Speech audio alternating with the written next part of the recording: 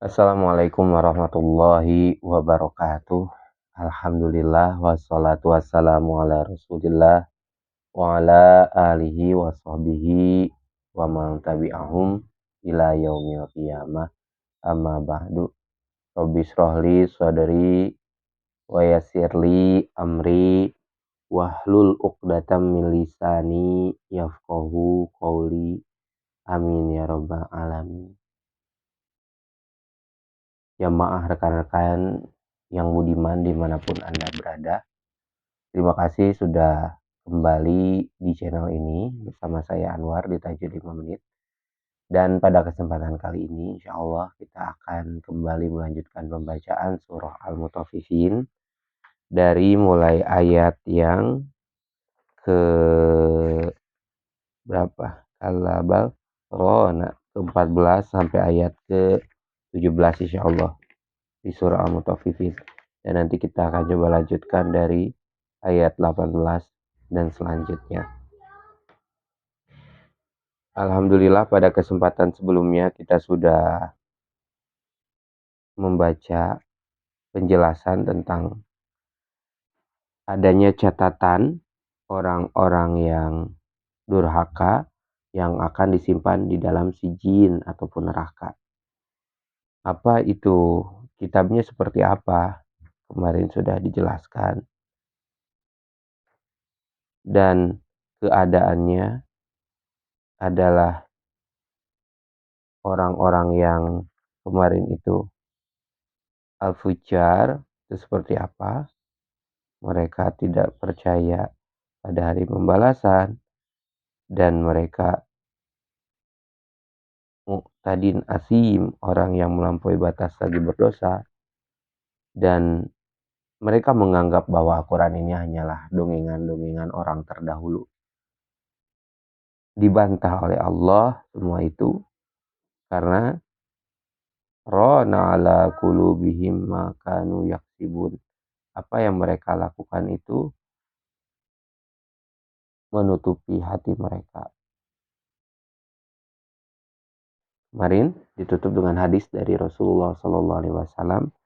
Innal abda, sesungguhnya seorang hamba, iza aznaba zanban, apabila melakukan suatu perbuatan dosa, kanat nuktatun sauda'u fi qalbihi, maka setiap satu perbuatan dosa itu akan muncul di dalam hatinya mengakibatkan satu noda hitam.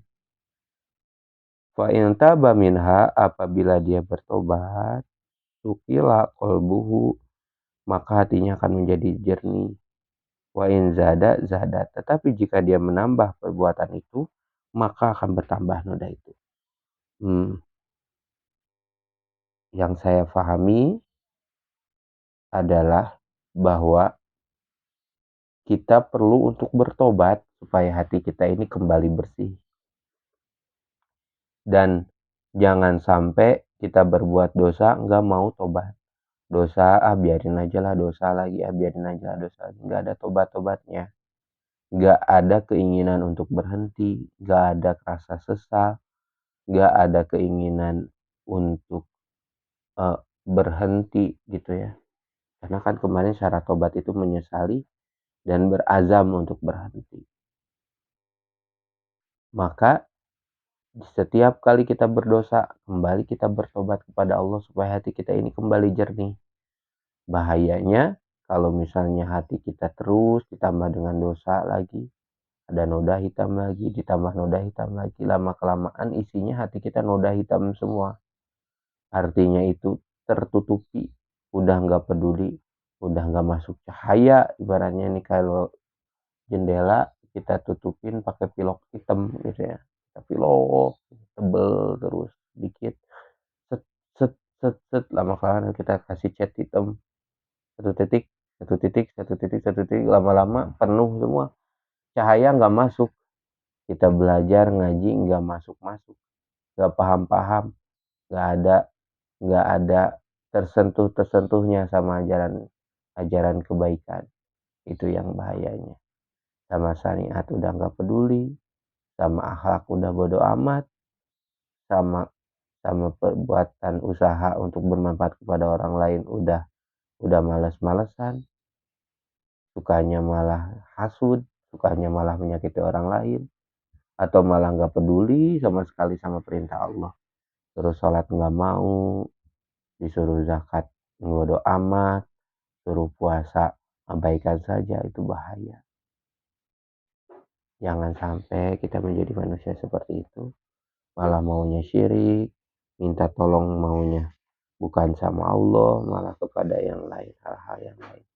Nauzubillah.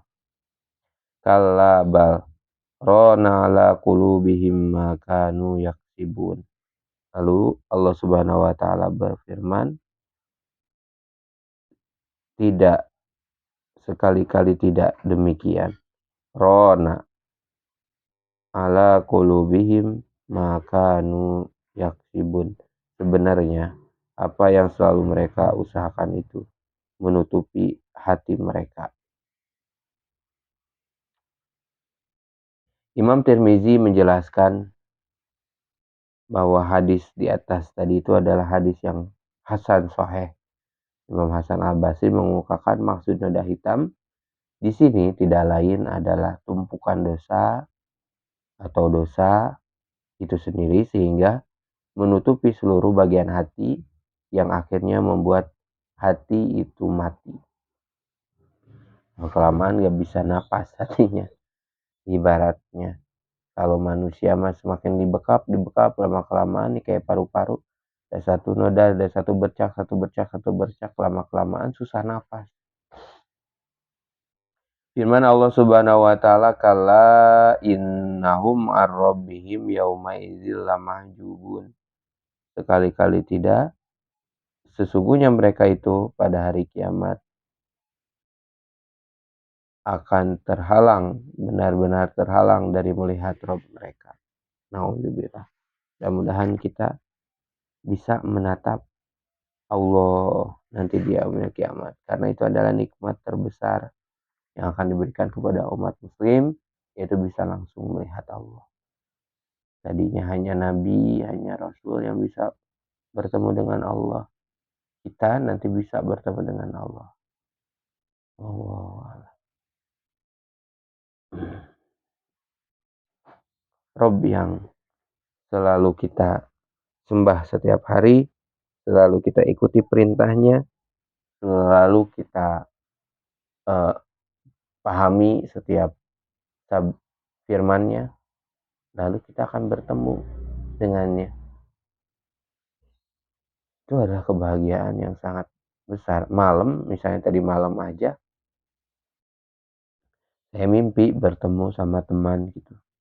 Teman waktu SMP, kecil, itu mondok. Kangen gitu ya sama teman, sampai dipeluk, sampai rasanya nangis gitu. Yang kangennya pengen ngobrol, wah ini si Anu gitu. Saya peluk, lama meluk itu keingetan gitu. Waktu di SMP ke pesantren dulu gimana gitu ya, ditemenin. Di apa? Di kita temenan bareng, ngopi bareng gitu. Ngobrol bareng. Nulis kitab waktu itu ya teman saya. Nulisin kitab, saya yang ngomong, saya ingat teman saya nulisin kitab itu ya, berbagai macam kebersamaan di keingetan gitu ketika ketemu. Yes, itu seneng banget kan hati itu. Begitu terharu, tapi harunya itu haru karena seneng perasaannya. Itu baru ketemu sama teman aja di dunia gitu ya, teman waktu kecil. Nah kalau udah ini bertemu dengan Rob yang menciptakan kita, yang mematikan kita, yang memberi kita rezeki, yang mengatur takdir hidup kita. Gak kebayang, gak bisa dibayangin sekarang. Pasti bahagia aja. Tapi gak bisa kebayangin karena, wah udah gak bisa kebayang lah kebahagiaannya seperti apa. Karena itu emang kebahagiaan surgawi. Kalau sekarang kita bayangin aja ya, itu tidak bisa mewakili keadaan saat itu nanti. Hanya nggak bisa mewakili bahkan. Kalla innahum, tetapi mereka, orang-orang yang tidak percaya akan hari kiamat, orang-orang yang berkata bahwa ini hanya dongeng Al-Quran itu, orang yang tertutup hatinya karena perbuatannya sendiri, tidak akan bisa melihat Robnya. Mereka akan memiliki tempat di sijin sehingga mereka terhalang dari melihat Rob mereka, pencipta mereka. Imam Abu Abdillah Syafi'i mengatakan bahwa dalam ayat ini terdapat dalil yang menunjukkan bahwa orang-orang mukmin itu nanti di hari kiamat bisa melihat Allah Azza wa Jalla. Apa yang dikemukakan oleh Imam Syafi'i rahimahullah dalam puncak kebaikan itu, itulah penggunaan dalil dengan pemahaman ayat tersebut.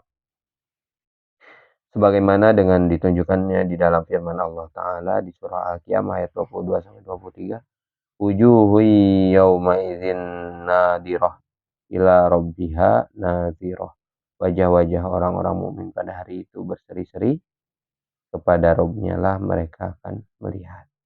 Dan sebagaimana hal itu telah ditunjukkan dalam beberapa hadis sahih lagi mutawatir, ihwal penglihatan orang-orang mukmin kepada Rob mereka di alam akhirat. Yaitu nanti mereka bisa melihat dengan pandangan mata di pelataran hari kiamat dan di taman-taman surga. Itulah kenikmatan-kenikmatannya nanti di taman-taman surga, di pelataran-pelataran hari kiamat, kita akan melihat Allah. Wujuhu yawma idzin nadirah ila rabbiha nazirah. Mudah-mudahan kita bisa dijadikan salah satu dari orang-orang yang bisa menikmati kenikmatan tersebut. Tsumma innahum lasalul jahim. Selain mereka ini tidak bisa melihat Robnya, mereka juga akan lasalul jahim, benar-benar masuk ke dalam neraka jahim. Tsumma yuqalu hadzal ladzi kuntum bihi tukadzibun. Lalu dikatakan kepada mereka, hadzal ladzi, inilah azab yang dahulu kuntum bihi tukadzibun, dahulu kamu dustakan. Dulu kamu mencaci azab ini, dulu kamu menjelekkan azab ini, kamu tidak percaya dengan azab ini, kamu rendahkan azab ini, kamu hina azab ini, sekarang rasakan azab ini. Gitu. Ada orang yang menghina, gak percaya itu menghina. Berarti menganggap bahwa apa yang tidak dipercayai itu bohong. Wallahu a'lam. Mereka mendustakan begitu, menghinakan. Kalau menghinakan mungkin lebih sampai membenci gitu ya, membuli agama Islam itu.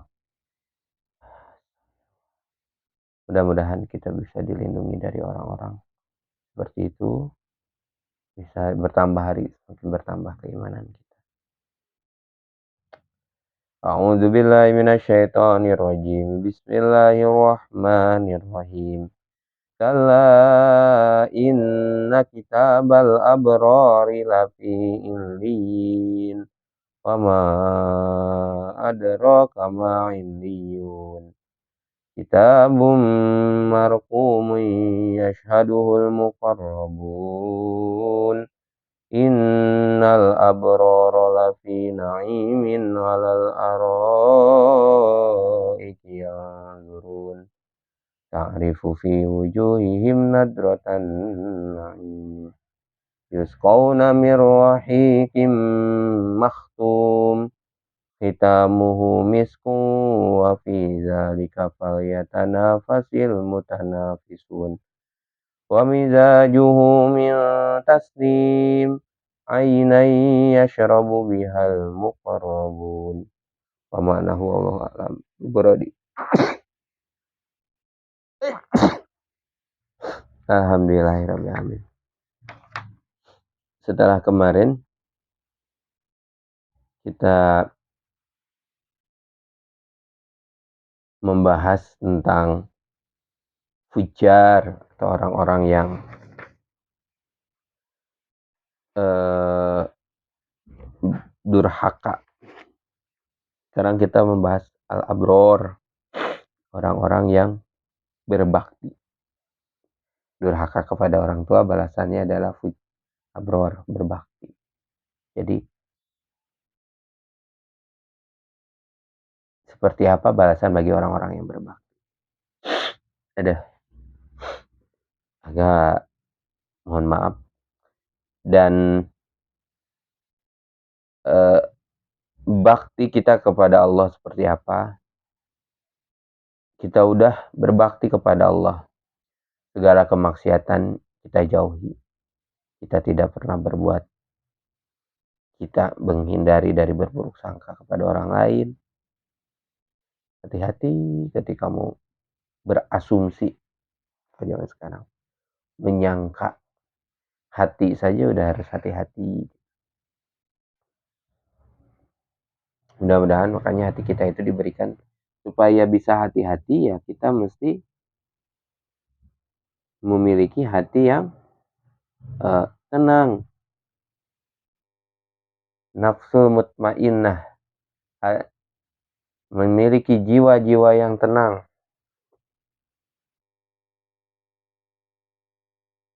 Tenang dalam setiap perbuatan. Makanya zaman sekarang mah ada diistilahkan dengan slow living. Kehidupan dengan lambat gitu. Tapi tenang itu tidak berarti lambat. Bahkan dalam keadaan stres, penuh tekanan, perlu kecepatan, kita tetap perlu tenang. Seorang pemimpin yang bisa tenang, bahkan memang, tapi dalam pola pikirnya tetap tenang. Bahkan di dalam ilmu psikologi juga kan ada yang disebut pemikiran cepat, speed thinking, kalau nggak salah istilahnya quick thinking, dan ada slow thinking, pemikiran yang lambat, bahkan di situ disebutnya. Mungkin lebih tepatnya bukan pemikiran yang lambat, tapi pemikiran yang tenang. Apa itu pemikiran yang tenang? Kalau menurut ahli psikologi seperti itu, para self development biasanya berkata, yaitu ketika kita bisa mengakses, berpikir tidak menggunakan intuisi, tetapi bertanya berdasarkan pengalaman yang pernah ada. Kira-kira kita ada empati dulu. Kira-kira ketika kita melakukan ini, orang lain akan bereaksi seperti apa, begitu. Bahkan dalam kitab Ta'limul Muta'alim, seingat saya, atau kitab akhlak-akhlak klasik, itu disebutkan bahwa sebelum bicara itu setidaknya kita perlu 2 kali berpikir. Nah, itu kata ulama dulu. Kalau kata orang sekarang, para pemikir lah, kebetulan saya juga belajar tentang teori-teori self development dan psikologi dari Amerika. Mereka mengukakan ya nggak 2 kali, mereka ada sampai 5 step gitu. Pertama, mengenali diri sendiri, kira-kira dulu seperti apa misalnya, lalu apa yang ingin disampaikannya kurang lebih, lalu kenapa kita melakukan hal tersebut, akan melakukan hal tersebut, lalu setelah kita melakukan emosi tersebut, ini dalam hal pengelolaan emosi ya, karena emosi ini yang akan menjadi penentu akhlak. Emosi, intuisi, asumsi, ini yang akan menentukan akhlak gitu. Akhlak itu perbuatan. Nah, akhlak itu kombinasi dari emosi dan perbuatan, baru muncul akhlak. Jadi akhlakul karimah itu ketika kita bisa melakukan perbuatan yang baik, sikap yang baik, didasari dengan pemikiran dan emosi yang baik, yang tenang. Allahu Akbar. Ternyata apa yang kita, apa aja ini hari ini, karena udah 5.000, baru sampai jam 8 sampai malam dulu. besok tuh. Kan belum sampai malam.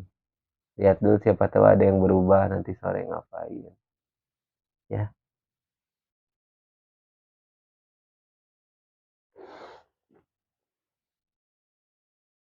setuju nggak?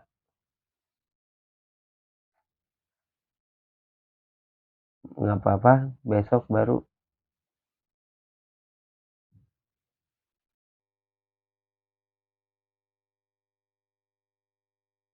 Kala inna kitabal abrori lafi ilin.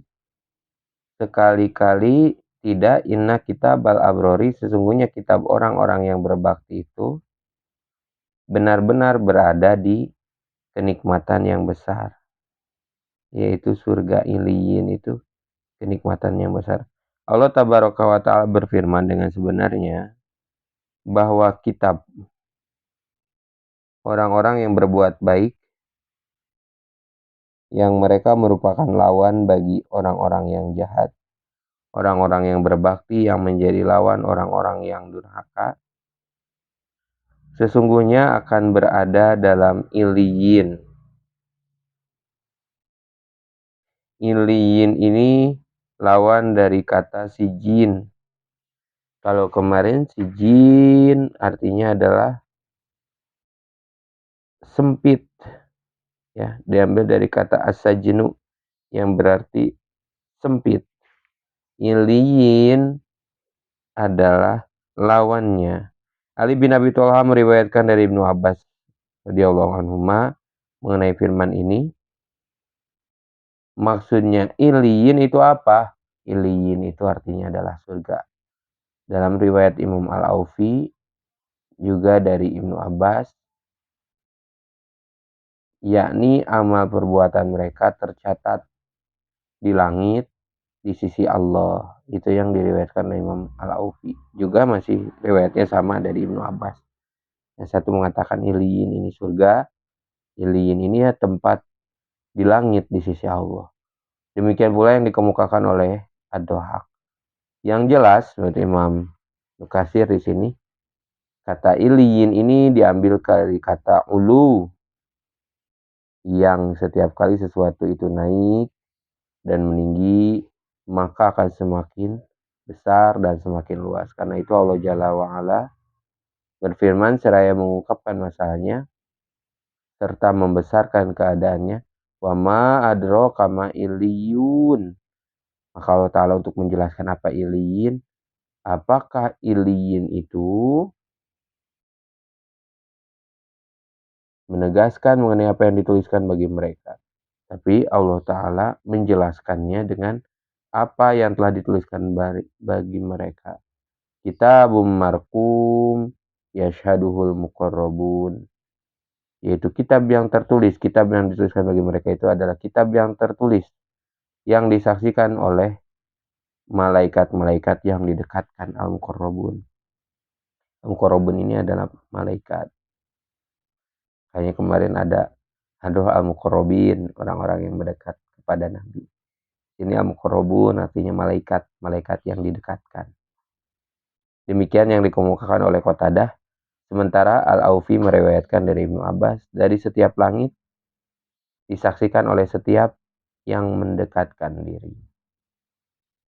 Innal abroro wallahu a'lam. Insyaallah kita lanjutkan pada video selanjutnya. Terima kasih sudah menonton pada video ini. Mudah-mudahan ada hikmahnya supaya kita bisa memahami keadaan bahwa di neraka itu seperti apa dan tadi iliyin itu apa. Oh, alami muradi subhanakallahumma bihamdika asyhadu an la ilaha illa anta astaghfiruka wa atubu ilaik. Assalamualaikum warahmatullahi wabarakatuh.